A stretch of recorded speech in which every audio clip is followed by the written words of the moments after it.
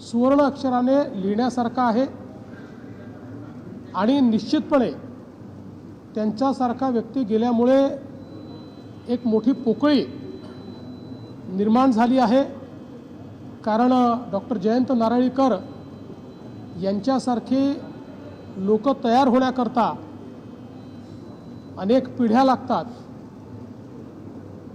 विशेषतः त्यांनी केलेल्या कार्याबद्दल त्यांना पद्म पुरस्कार देखील मिळाला होता, अनेक पुरस्कार त्यांना मिळाले होते आणि आपलं हे सगळं कार्य विद्यार्थ्यांपर्यंत आणि पुढच्या पिढीपर्यंत पोचावं हा सातत्याने त्यांचा प्रयत्न आणि आग्रह राहिला।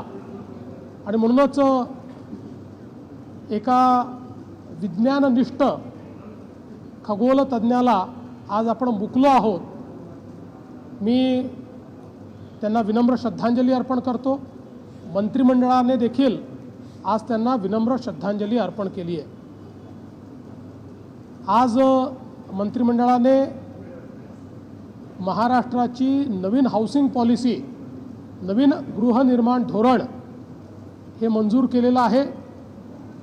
या धोरणामध्ये सामान्य माणसाला घर कसं मिळेल,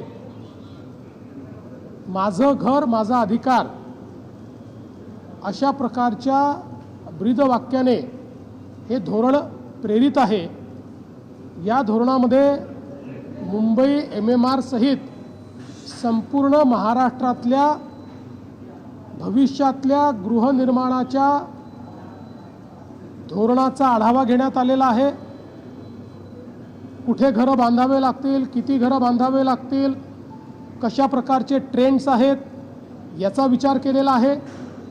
कुठल्या प्रकारच्या घरांना इन्सेंटिव्ह द्यायचा आहे त्याचा विचार केला आहे।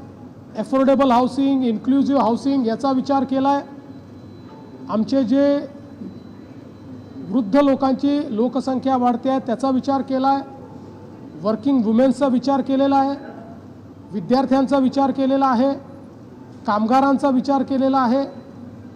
सर्व प्रकारे जे काही विविध घटक आहेत या सगळ्या घटकांचा विचार या धोरणाच्या माध्यमातून केलेला आहे।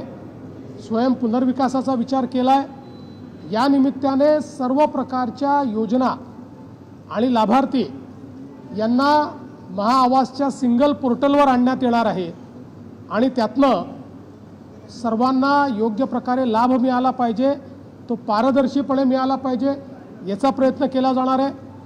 शासकीय भूमी मॅपिंग करून त्या माध्यमातून ती गृहनिर्माणाकरता उपलब्ध करून दिली तर किमती कमी करता येतील, याकरता सगळीकडे त्याची रिपॉझिटरी किंवा बँक ही तयार करण्याचा प्रयत्न या माध्यमातून केला जाणार आहे।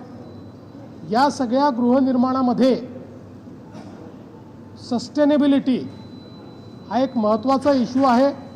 त्यामुळे नवीन तंत्रज्ञान की ज्या तंत्रज्ञानाच्या माध्यमातून सस्टेनेबिलिटी आपल्याला आणता येईल, शाश्वतता आणता येईल, निसर्गाशी साधर्म्य साधता येईल अशा प्रकारचा प्रयत्न या धोरणाच्या माध्यमातून करण्यात आलेला आहे। 2007 नंतर हे पहिल्यांदाच महाराष्ट्राने धोरण केलं आहे।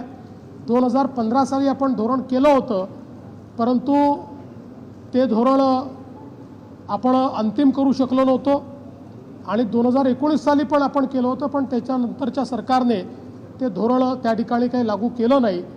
त्यामुळे 2007 नंतर पहिल्यांदाच अशा प्रकारचं गृहनिर्माण धोरण सर्वसमावेशक समाजातल्या सर्व घटकांचा विचार करून केलेलं धोरण आज आपण केलं आहे।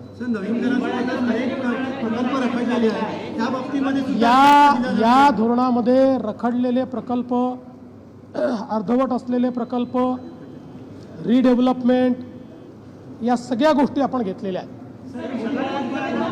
एक अजून मला यातला एक महत्त्वाची गोष्ट सांगायची आहे की सुरुवातीच्या काळामध्ये